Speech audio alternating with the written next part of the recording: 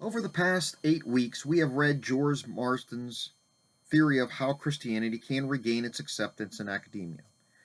As we have learned, every major Eastern university has its roots in a Christian foundation, but every single one of them has forgotten those roots.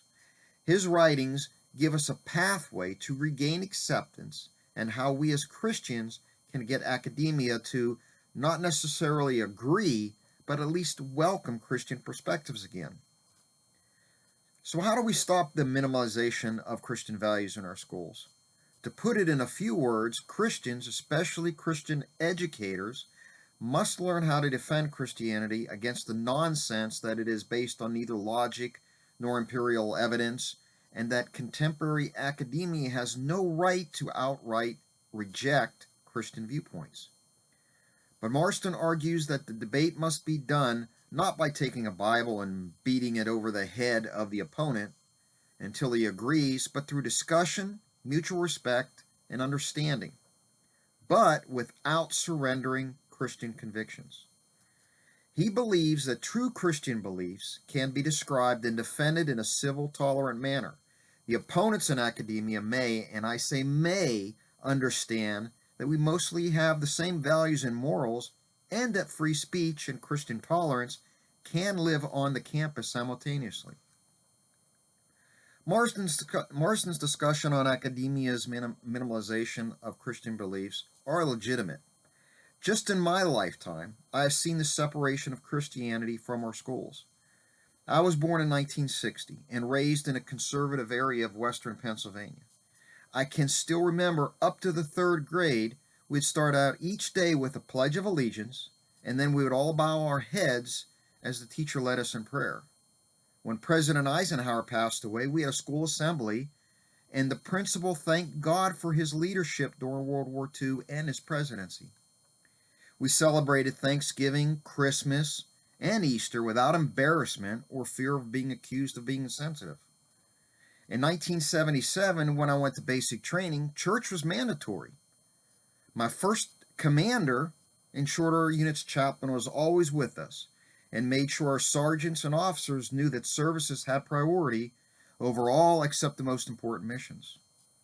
Now, until I got out of the Army in 1982, I thought that Christian beliefs were accepted by all. Not that everyone believed them, but I never felt I had to defend my beliefs. This changed when I attended a university in central Pennsylvania. I took a religions class with the expectation that I would learn about all religions and none would be marginalized, especially Christianity. Surprisingly, it focused on all religions except Christianity.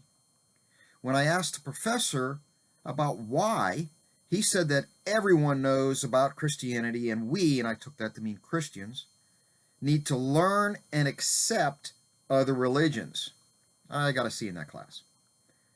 After college, I went back into the Army where Christianity still had a strong base and every unit at battalion level and above had a chaplain.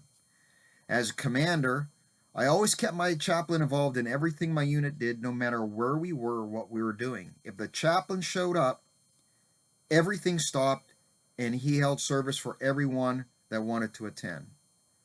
During that time frame, my son went to a Department of Defense school, and although they didn't say prayers anymore, they still said the Pledge of Allegiance, including one nation under God. What an eye-opener it was when I retired and came back to the States in 2004, and he went to a school in Northern Virginia, which 20 years ago was a conservative Christian bastion. To us, it seemed that the school went out of its way to attack Christianity. He was not allowed to carry his Bible. He wasn't allowed to have it at his desk. He didn't have to say the Pledge of Allegiance or say one nation under God, all because it might offend someone. It became worse when he went to college and his religion class was taught by a declared atheist who seemed to spend most of his time bashing Christians and how they were the cause for all the world's woes.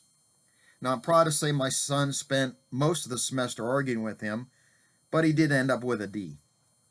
Now, all this happened in just my world over the last 50 years, one short generation. Christianity has been marginalized, just as Marsden pointed out. However, we can fix it. But it will take more than a 19-year-old student to fight the fight. It will take, as Marsden says, academia, but also students and parents at all levels. We must all hold the flag and not fight and argue, but defend Christianity in a civil, accepting manner, but without abandoning our Christian values and beliefs. Thank you and good luck with the remainder of your courses. It has been a pleasure sharing posts with you all. Thank you.